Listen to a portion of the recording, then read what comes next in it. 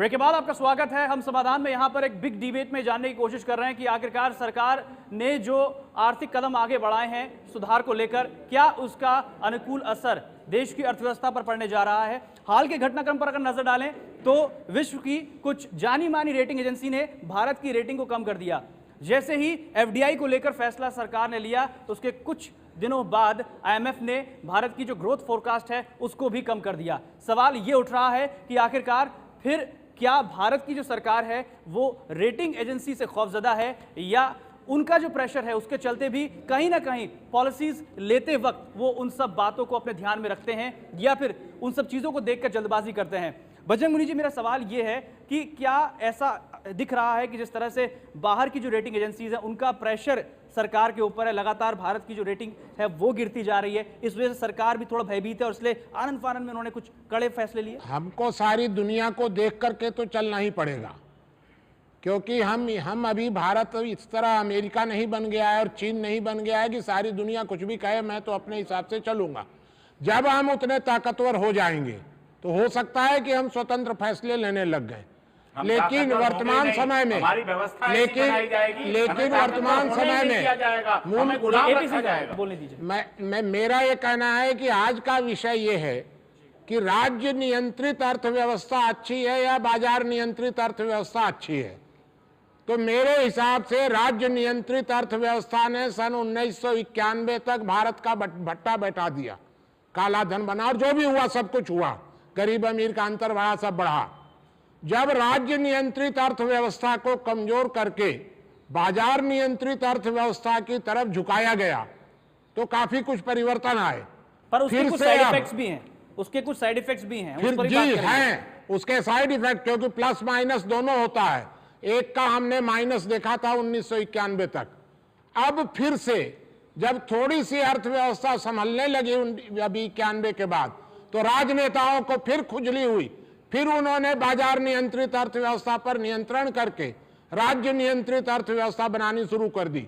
सारी चीजों का रेट सरकार तय करेगी, सब जगह सरकार कंट्रोल करेगी, सरकार परमिट देगी, सरकार 50 तरह के टैक्स लगाएगी। तो राज्य नियंत्रित अर्थव्यवस्था की तरफ ले जाने का परिणाम हुआ कि दुनिया में रेटिंग गिरी, हमारी विकास दर घटी, अर्थव्यवस्था फिर से लड़खड़ाने लगी।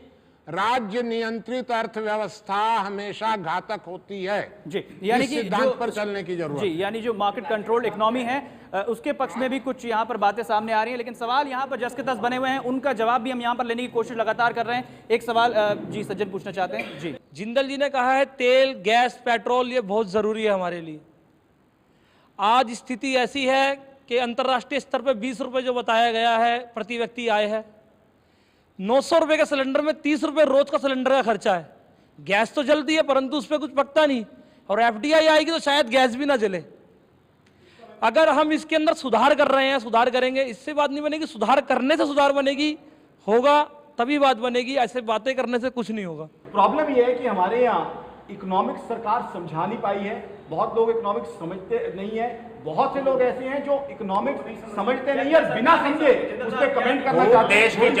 देश की जनता खूब अच्छी तरह समझती है और देश की जनता के सामने हजारों करोड़ के घोटाले हो रहे हैं, जनता इसके जनता देख रही है। सूरज जी, मैं इसके जवाब में सिर्फ इतना ही कहना चाहूंगा कि ये जो इकोनॉमिक्स समझा रहे हैं, ये जो बड़ी बड़ी कंपनियां जो इतनी बड़ी डिविडेंड लेके आती हैं, तेल की कंपनियां मुनाफा दिखाती हैं, वो कहां से आ रही है?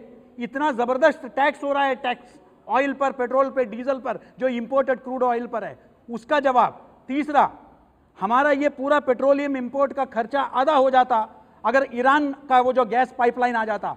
लेकिन मणिशंकर अय्यर वहां जाते हैं, बात करते हैं, अगले दिन विदेशी ताकतों के जो इशारे पर पूरे मिनिस्टर को यह बदल देते हैं। इतना तो हम पर दबाव है, हम क्या कम करेंगे? तो उस पर पॉलिटिकल प्रेशर भी रहता है। एक सवाल, अगर ये बदलाव करना चाहे तो बहुत अच्छी तरह से बदल सकते हैं। ये जानबूझकर ऐसे सुधार नहीं होने देते हैं जिससे कि इनके हजारों करोड़ के घोटाले होते रहे और देश को चूस कर विदेशों में। एपी सिंह साहब, एक सवाल सुन लेते हैं यहाँ पर। जी, आप पूछिए। मेरा सवाल एपी सिंह जी से है। जैसा कि एपी सिंह जी ने कहा कि ये जो एफडीआई का मुद्दा है मनमोहन सिंह का, ये पूरा ढकोसला है, ड्रामा है और बिल्कुल गलत है। तो ऐसा मुद्दा इस टाइम पे उठाने की क्या वजह है? क्यों ये मुद्दा उठाया गया? क्या इलेक्शन की वजह से या फिर वोट लेने की वजह से?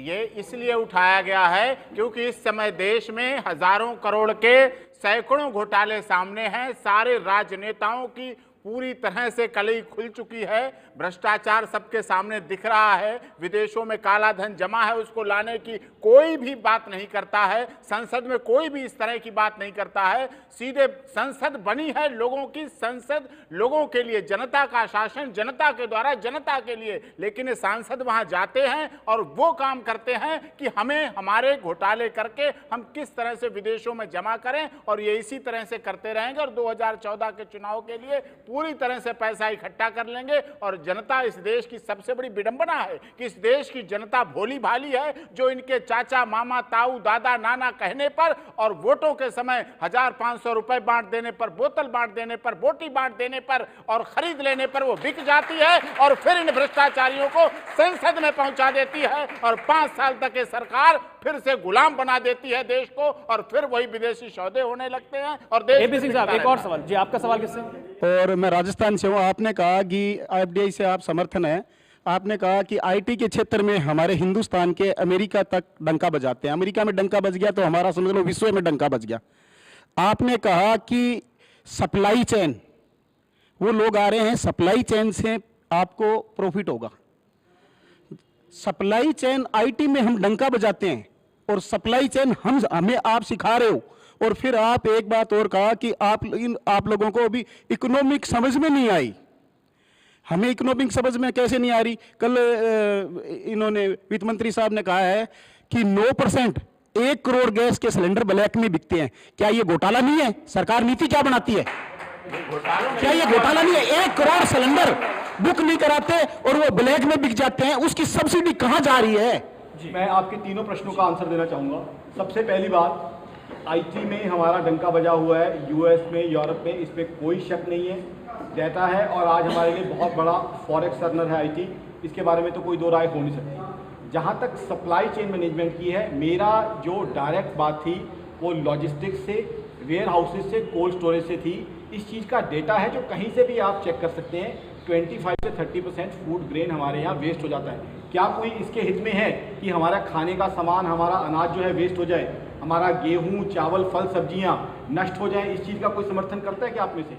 जी नहीं, मेरा एक प्रश्न है।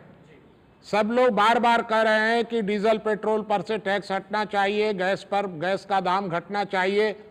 क्या आप इस बात से सहमत हैं कि रोटी कपड़ा मकान पर टैक्स इसी तरह लगता रहे जैसा आज लग रहा है? अगर यदि भारत में इसी तरह गांव के ऊपर टैक्स लगता रहा, श्रम पर टैक्स लगता रहा, तो नक्सलवाद नहीं बढ़ेगा तो क्या बढ़ेगा?